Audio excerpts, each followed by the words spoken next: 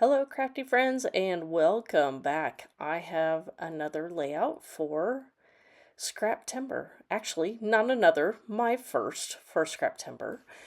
Um, let's see. This one actually is going to be put up after I voice it over. That I uh, did this layout a little bit ago, but it does fit within the mixed media prompt for today. So I thought I would stick it within and share it with you guys here. So that blue paper is actually a super old, I think it might even be a Making Memories packaging of some kind that came with some kind of probably metal charms or something. Or letter stickers, possibly. So, these are pictures of my husband and I in Las Vegas last summer. And the Tesla experience or the tunnel had just opened in Las Vegas, and that is just something that my husband had looked into, and so he wanted to go check it out. And we actually, I believe it was just like a $2 ticket for each of us. And just as it had opened, it didn't have a lot of stops available yet, but they are still digging tunnels within Las Vegas. So you could get on at what was the Resorts Hotel, and it went to several different places within the Las Vegas Strip. And so what these pictures are is a few of us within, while we were waiting for our car to show up, and then, or waiting for our turn, and then several turns within the tunnels as the driver was driving through. Obviously, since it's called the Tesla Tunnel, that we were in a Tesla. And so I just thought it was a fun thing to document that there's a picture. One of the pictures is a drill that they use to complete the tunnels that have been done so far, and then just various signs at some of the different locations that they stop at. So we actually got in and said we didn't really have a destination and asked if we could just do a round trip. So he took us to the end of the line where it goes so far and then drove us back to where we had started our trip back at the Resorts Hotel. And so here I am.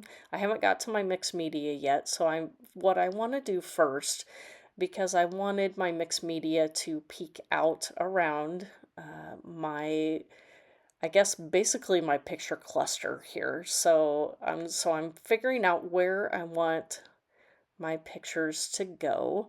And these are all scraps or packaging. So, like I said, the blue piece was a piece of packaging, but everything else was created, my matting, from scraps. So, originally I thought I would have the pictures completely uh, on top of these strips, but some of them were not wide enough. So, I just made it work where they did hang off each of the edges, and that was okay. I made it work.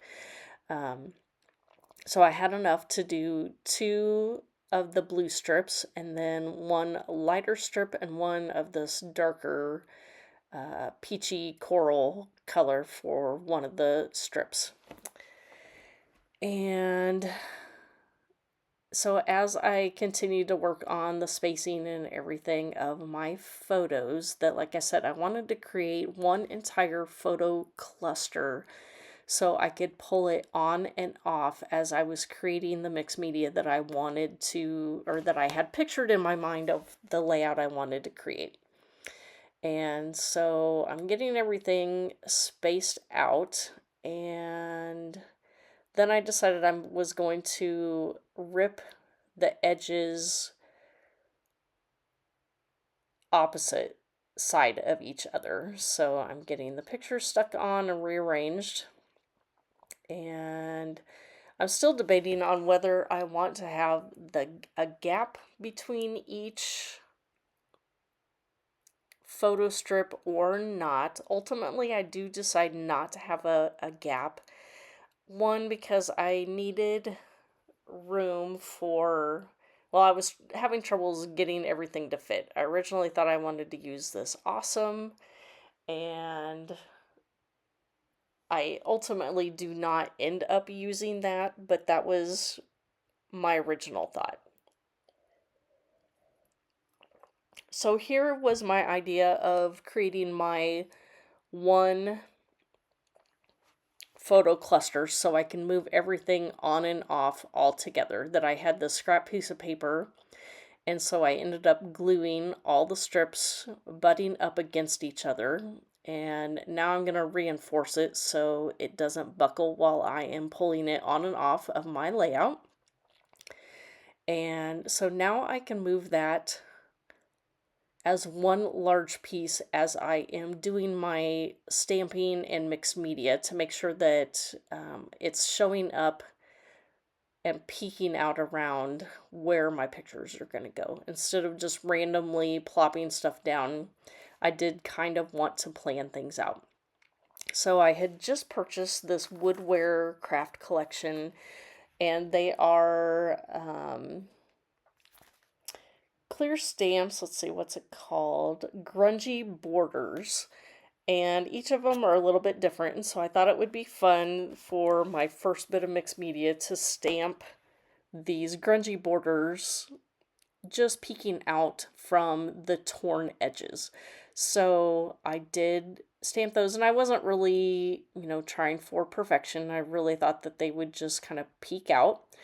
And so and even though they don't reach in the middle and they overlap each other when I stamp them this time around for this third one to make the middle match, it doesn't really matter that they do overlap and look kind of funny because that's mostly going to be covered up. And for some reason, that did not stamp very well. So, and in the end, it really didn't matter because it didn't show up anyway. So I ended up going back, I think, to the original stamp that did stamp well, and made sure that it was showing up where I wanted it to with that dip in the torn section. And so there you can see that I did get it to show up a little bit more. Then I realized that the bottom part was not going to show up like I thought it would. So there I think I pretty much have my stamping done for that side. And as you can see where the stamping, some of it's going to get hidden. So here I am using the Tim Holtz stamp set, and that one I showed it quickly, and that one's called Brush Strokes. And so I'm using, I think I used the large circle. I don't know if I used the large one. No, I used the small one. And I believe I used saltwater taffy, I believe. And so here you can see that this is where I start to do the placement of pulling it on and off and making sure that it's going to show about where I want it to. Now, it's not a perfect process, but I do pull it on and off, making sure that the circles are showing up pretty much where I want it to. So I did pull out some archival inks as well, since the inks do react with each other. I didn't really want it to be muddy if they did happen to react, so I used the archival in the gray color, I can't remember what it's called, over the top of the saltwater taffy. And that stamp set that I used was a grungy one from All in Create. I don't have the number on that because I got rid of the packaging for my storage purposes.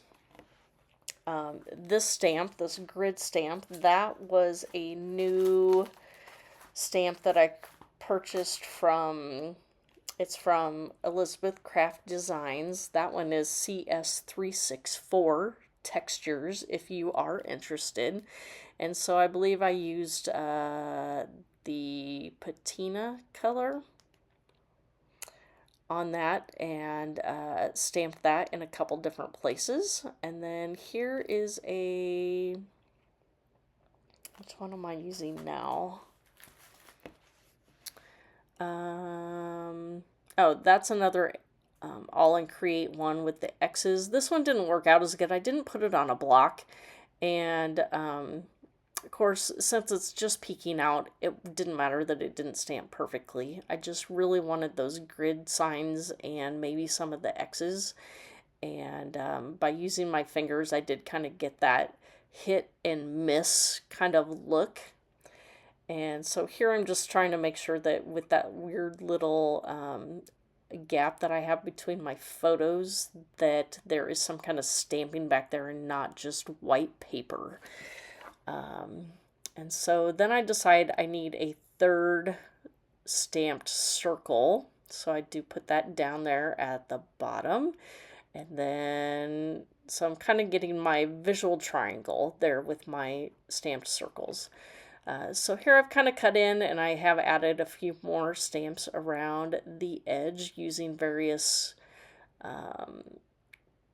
colors. Let's see, I think I've got some black soot in there as well as maybe another gray.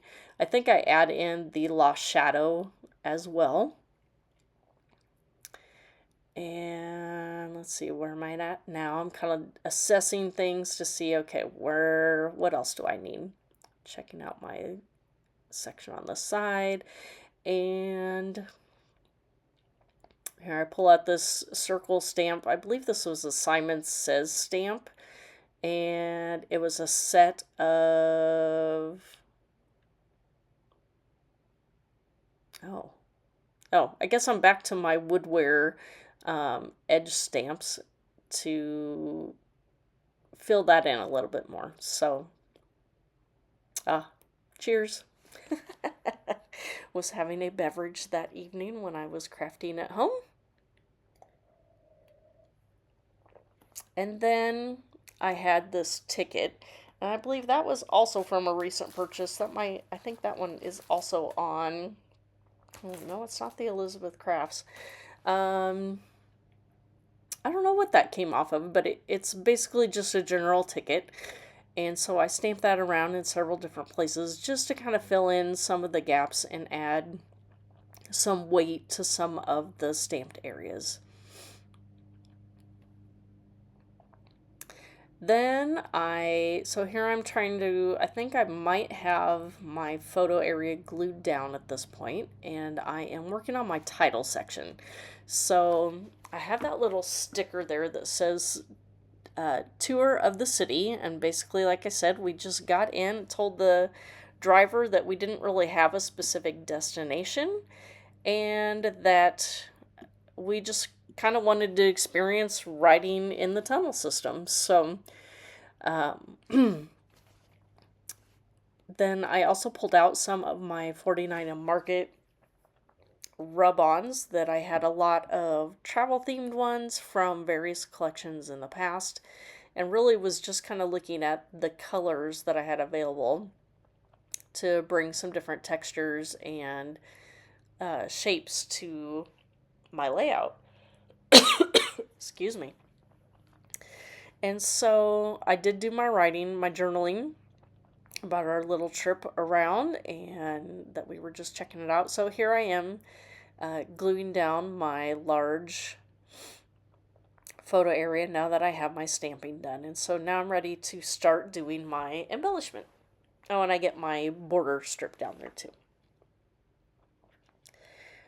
So here are my rub-ons that I had a strange gap at the top. I think I had kind of planned to put a gap there so I could do some rub-ons. I have these arrows. I believe those might have been from the large 12x12 gardenia. And then here, same thing, that this is also from the 12x12 that I have cut apart for my storage system. And just some arrows.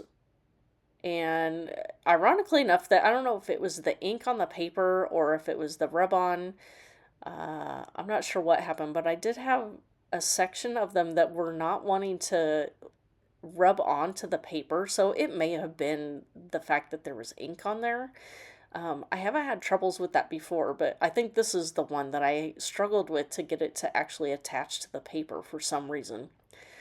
So some of them stuck, some of them did not, and as you can see, I'm making the rub-ons work how I want them to rather than how they were printed. I kind of want small little bits here and there, so I do just cut them apart and just use what I want instead of the entire strip of how it was printed. And so that was another section that I struggled with, that it wouldn't stick to the paper, and I think I finally just gave up and decided I would do something else there. So here I'm kind of finalizing, making sure that everything is glued down, and then I cut off the excess that was extra beyond the 12 by 12 part, and kind of fluffing up and adding the texture of those torn bits there. And then I'm gonna pull out some really old product on this one. That, as you could see, that I had some really old My Mind's Eye brads. I have some Vicki Boutin stickers. I normally kind of take a lot of this out, but for some reason on this one, that I didn't have a collection that I was using on this, and was just using bits and pieces that matched the scraps that I pulled from my scrap bin to start this layout. And so I really was just kind of curating my own kit. And so I was just pulling from every which way to add to this layout. So again, some Vicki Boutin stickers that I'm adding in there, and kind of separating things out that it's like, maybe, I think I have a maybe pile. I think I have a nope, I don't see anything that I'm going to use on their pile. So here's where I decide that I am going to add some splatters. So that was an old Heidi Swapp Color Shine, and I think that was maybe Primrose. And so I did use a piece of printer paper over the top of my large photo cluster there to make sure I didn't get any on my photos. And so now I have some drops around the layout, and as you can see that I did add that sticker from, I think it was a Vicki Boutin Travel, that says time to go, and I thought that worked out good. The colors matched for the most part. The only color that really doesn't show up anywhere else is that green, and I was fine with that. That everything else pretty much coordinates, and it worked out just fine. So here's where I decided that I felt like the border of my layout was too clean, so I brought out the Lost Shadow, and Hickory Smoke is the gray that I couldn't think of earlier.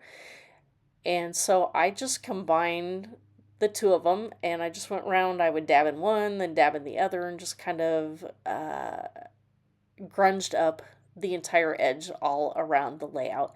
And I just felt that kind of brought it all together, that it almost looked too clean, and that really wasn't what I was looking for. So, and then my final step here was that I went back through some of my rub-ons and found some additional bits and pieces that matched the items that I had these, I guess, what do they call them, like paint swatches, and added them to the end of each of my photo layers. I don't think I added it on each one, but chose a few various places to add those, and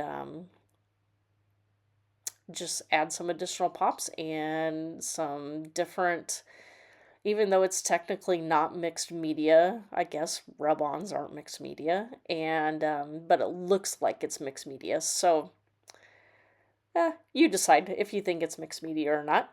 Anyway, I definitely do have mixed media with the stamping and splattering around the edge. So finishing up this little cluster that says Tour of the City, and I'm kind of pointing out my visual triangles that I've created, and decided that I needed one more here, I guess. And that is getting close to wrapping this one up. So Thanks for watching, and I will have close-up photos here to come.